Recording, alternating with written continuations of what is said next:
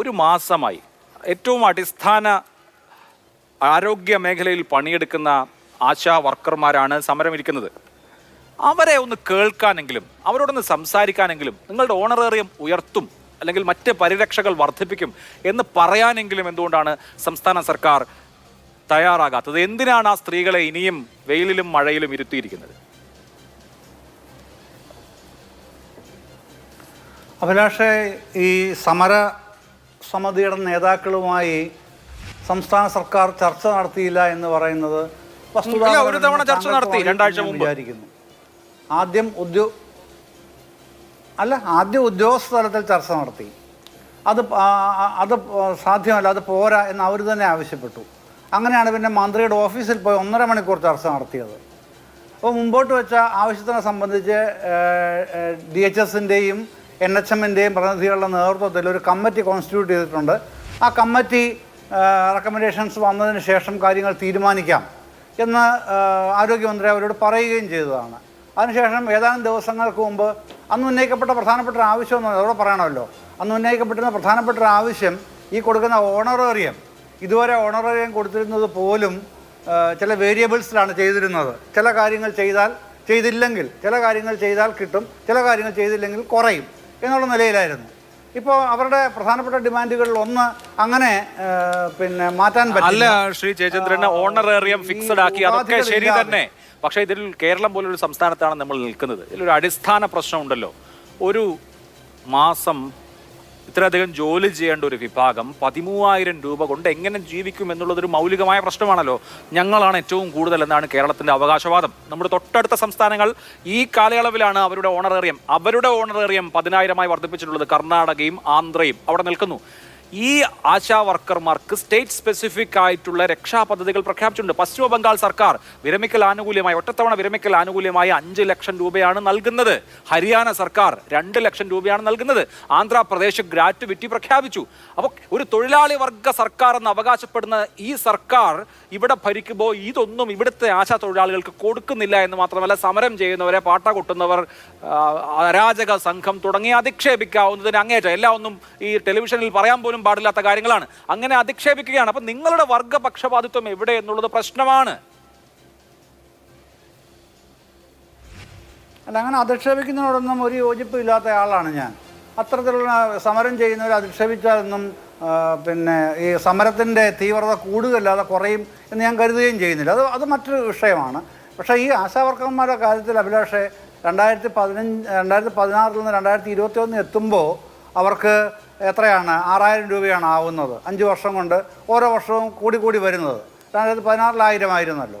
അത് കഴിഞ്ഞ് പിന്നെ 2023 ഡിസംബറിലാണല്ലോ വീണ്ടും 1,000 കൂടെ വരുന്നത്.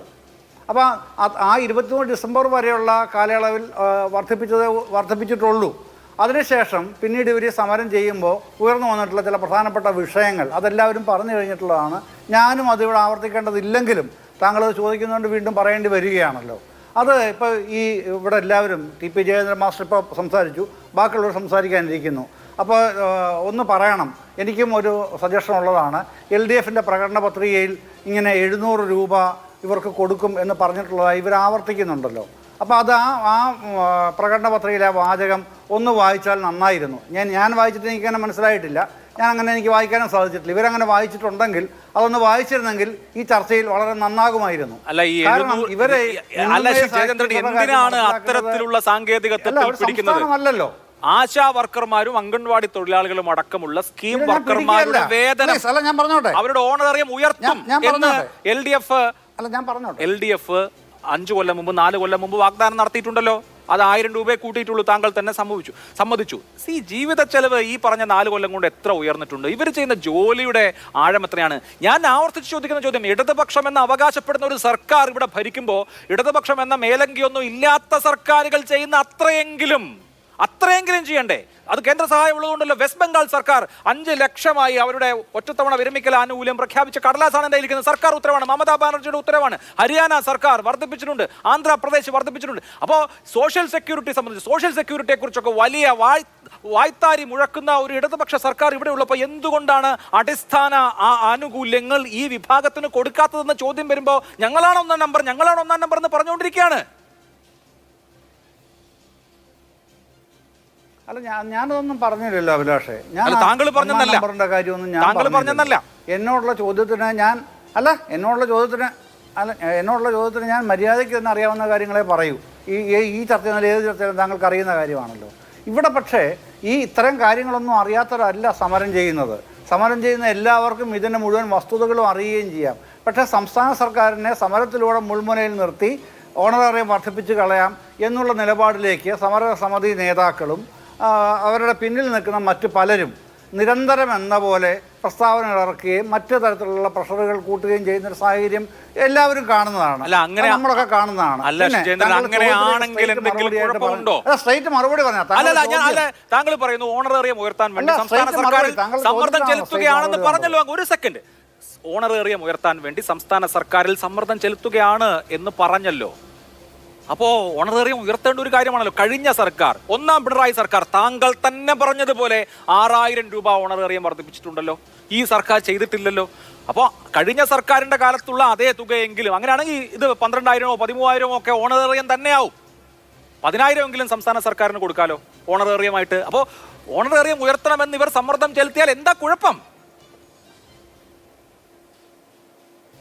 അല്ലെങ്കിൽ ഈ സർക്കാർ 1000 രൂപ വർദ്ധിപ്പിച്ചിട്ടുണ്ട്. 2023 കാര്യം അതാണ് പറഞ്ഞത്. 2023 ഡിസംബറിൽ ബാക്കിയുള്ള വർധനകൾ ഉടനെ വരുന്നുണ്ട് അഭിലാഷേ. അതിൻ്റെ തീയതിയും കാര്യങ്ങളൊന്നും ഞാൻ പറയാൻ ഉദ്ദേശിക്കുന്നില്ല. അത് വരുന്നുമുണ്ട്. മറ്റൊരു കാര്യം, ഇവിടെ പ്രധാനപ്പെട്ട പ്രശ്നം എന്താ വരുന്നത് അതല്ലല്ലോ.